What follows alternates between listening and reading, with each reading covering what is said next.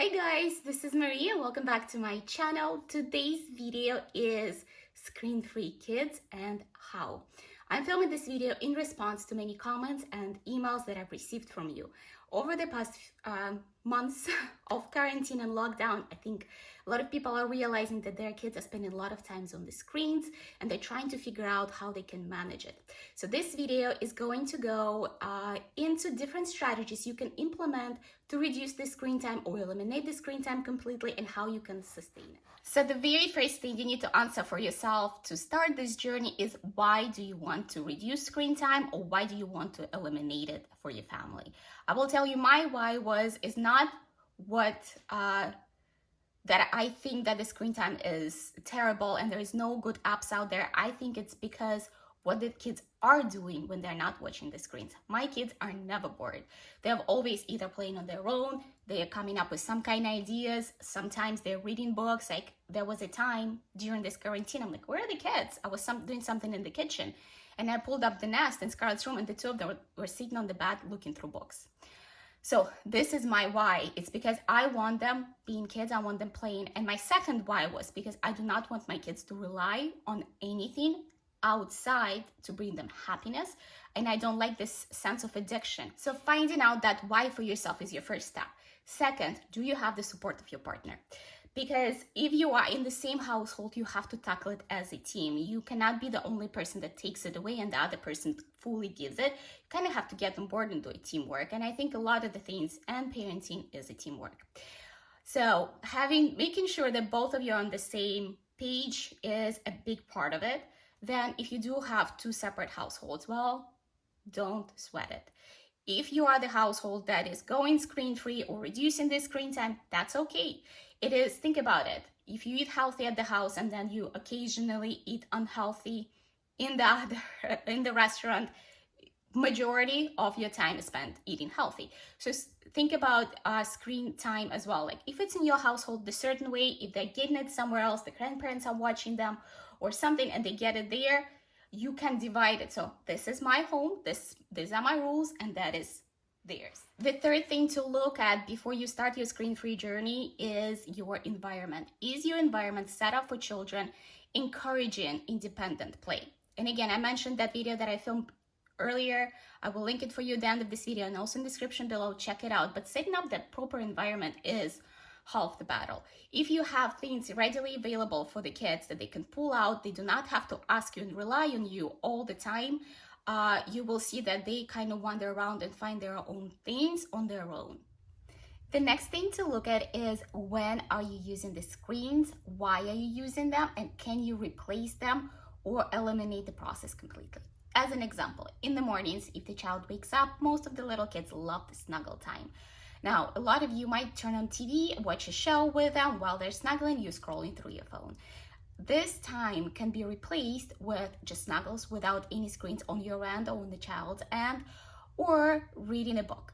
It is completely fine to sit in the quiet environment. Now, if that's something you really enjoy, you don't want to take it away. This was just one example.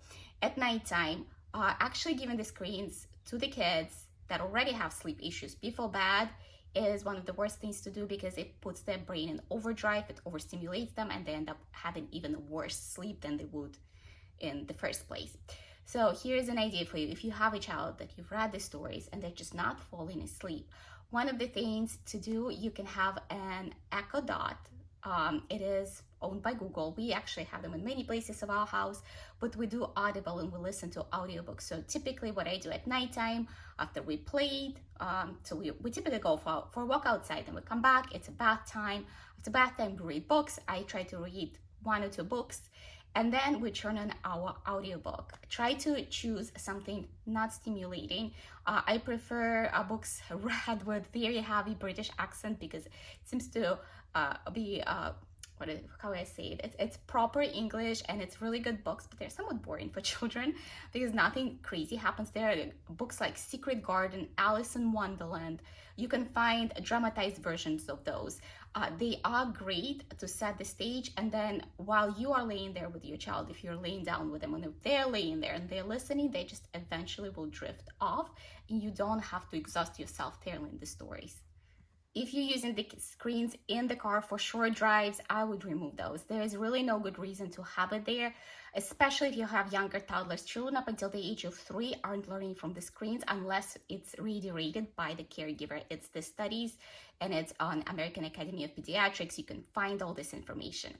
So try to eliminate it. You can give them free coloring. You can give them some kind of toy they can play, do a pretend play, hold something. If none of that works, have some kind of not messy snack, like an applesauce or, one of those snacky, we buy those nut-free bowls that are all allergen safe and free. So however you want to entertain, if you have to give like a lollipop, that's like could be their treat for the car ride. So try to eliminate it on the small segments where it's not necessary. In the current time, a lot of you are working from home, so there will be times when you cannot tag team, like one of them is watching the kids and you're able to take a Zoom call or a Zoom meeting, one of those things. We've had this happen, not very frequently. My work is really flexible, and I typically work in the morning when Justin can watch the kids, then I get like an hour, then I work during their nap time, and when Justin gets off work. So we kind of switch off in there. If you aren't available, if you aren't able to do that, and there's time when you absolutely have to use this screen, well, don't kill yourself for it, but try to find educational content.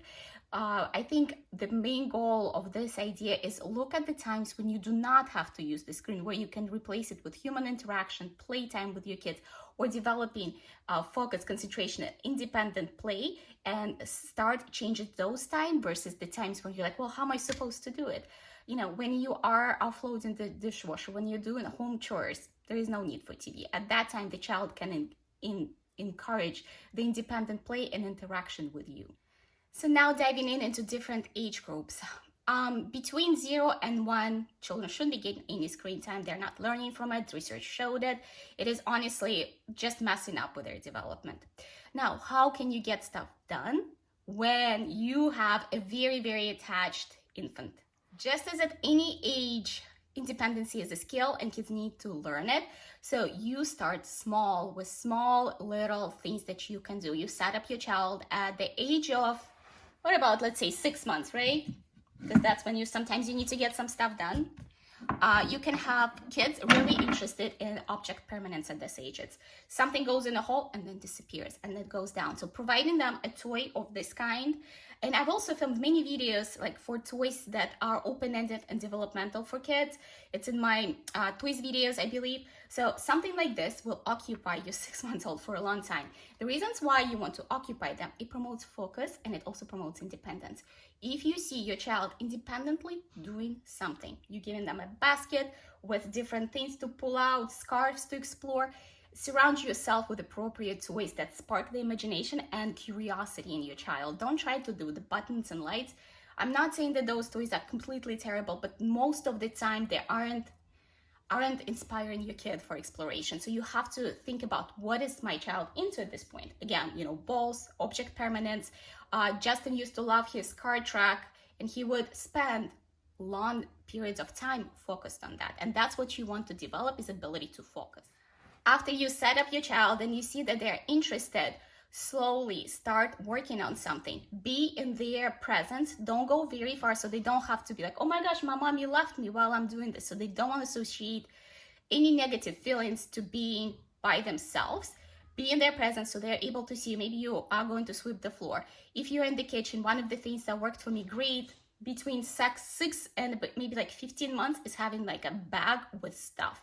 I would just fill up the grocery bag, the paper grocery bag, with pots, pans, different kitchen utensils, and I would let my daughter pull it out. With my son, things were a little different. He was a second child, so I was keeping them busy together. But if you have one kid, and I think it's harder when you have one because they don't have a companion to play with, is setting them up with things, and eventually you will notice that their ability to play on their own will increase. Again, it's a learned skill, so independence is something you have to practice, and over time you will see the results. So 12 months to 2 is an amazing age where the child is trying to mimic you, because that's how they learn about the world. The imitations grow, and it's actually part of their language development as well. They start imitating with the body language, and then once they are able to imitate, the it's a big part of the development at that age. So between 1 and 2, incorporating your child in everything that you do is so much easier. You will notice that your child is trying to sweep the floor, get your broom, and get involved in anything. Instead of trying to distract them, involve them. And that's actually when I got interested in Montessori approach with my daughter. If you're not familiar with it, Montessori approach is all about getting your kids involved. There is a big part of it, practical life, and growing kids with independence, with lots of hands-on material. So I practiced Montessori at home for a very long time, since my daughter was 1. And I can tell you it has made the biggest impact on our household, and it was a big contributor to us being screen-free. 1 and 2, the best 2 strategies that you can have for your children is, do you want to help me, or do you want me to set you up with something? So there's 2 different things. And setting up with something at that age can be a simple sensory being something that if they stick in their mouth, they are okay with it. Kids love pouring, they love transfer, they love posting work. There is many things that you can easily have on hand that you can, okay, it's time to cook breakfast. How about you do this if you don't want to do eggs with me?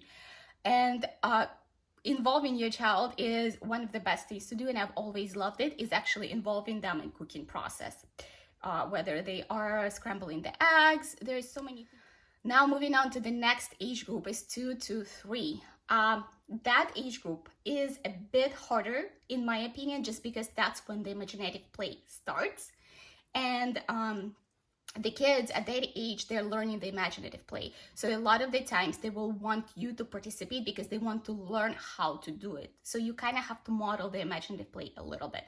And at the same time, they have a very specific idea of how the car has to drive and say beep, beep, or what the Barbie, how you're supposed to hold the doll when you're playing with them. You kind of have to tough it out. You know, there is no easy button in parenting. You know, it's hard work, and but a lot of the times with kids, the more you put in them, you get the results. The hard work pays off. So that age, when they're starting this imaginative play, participate in them and try to fill their cup. Filling the cup is one of the biggest parts. So if you are in their presence for 20 minutes, just be present for this 20 minutes, 100% of the time, do as they want it, and then slowly pull away. Independence starts small with little steps. Now, at that age, kids are also interested in scribbling and writing, and they do a lot of the things that 1 to 2-year-olds do. One more thing, be a model of the behavior. Don't get on your phone when you're playing with your child, even if they are playing. So, for example, your child is busy doing something on their own. This is a perfect opportunity for you to step back and get some things done. Around the house, get busy, get certain things, and then if your child wants you again, you come back. But don't just sit there on the phone. Don't turn on the screens while you are playing. As your kids get a little bit older, by the age of 3, imaginative play can actually take on a completely new form, and you will notice that they do not need you to participate in it anymore. And I noticed it with both my children, that about the age of 3, they became both much more independent. Now that they're 3 and 5, frequently they're playing together, and it's just wonderful. But I think the things that I've created around the house that they've learned throughout the years that they can independently access, they can do it, they're allowed to do it, they don't have to ask me. You know, I have a rolling cart with crafts that Scarlett pulls out whenever she wants to do her coloring, cutting, doing any kind of craft. She has access to the glue, and it's all the part of the Montessori approach that you introduce step by step. It's a process, right? For many young children up in preschool age, having lots of manipulatives on hand helps a lot. Kinetic sand, small sensory bin, Play-Doh, coloring books, stickers, all those things that they do not have to have you participate in them. They can do independently. And first, you can be standing next to them when they're doing. Build it up step by step, pulling back. If you have 2 children and they are fighting, the way I personally look at discipline is my opportunity to teach them life lessons and life skills. When there is more than 2 children and they are getting in a conflict, a lot of the times, sometimes I don't get involved, sometimes I do get involved. And when I do get involved, I ask what exactly have happened and provide them the model of behavior. Kids are learning. You know how toddlers are always testing and how toddlers are always trying things. It is a developmentally appropriate behavior, so it does not need to be stopped. Sometimes it needs to be redirected, corrected, or give them the appropriate model of the behavior. If you just always lean on distraction, your kids aren't learning, they aren't growing. It's a very important part. What toddler learns, they're going to carry on throughout their life, because that's how their prefrontal cortex develops, and it develops predominantly by the age of 3. And the last part that I want to talk about, and I think I've mentioned it in many of my videos, don't feel like you always have to entertain your kids. My channel is full of activities and ideas on how you can get them busy, sensory bins, all the things that require prep and labor and all that stuff. But think about it. You do not have to do it all day long. Actually, if you, for example, set up a homeschool environment in the morning in the current situation, then you have free play. The kids actually love that free play time, because now you're not pounding them with all those numbers, letters, and things like that. So letting them have that free time, seizing your opportunity. So you see your kids suddenly playing on their own. Do not get involved. It's a very, natural response. Oh, let me do it. It's so cute. Do not interrupt it, because that's how they're learning.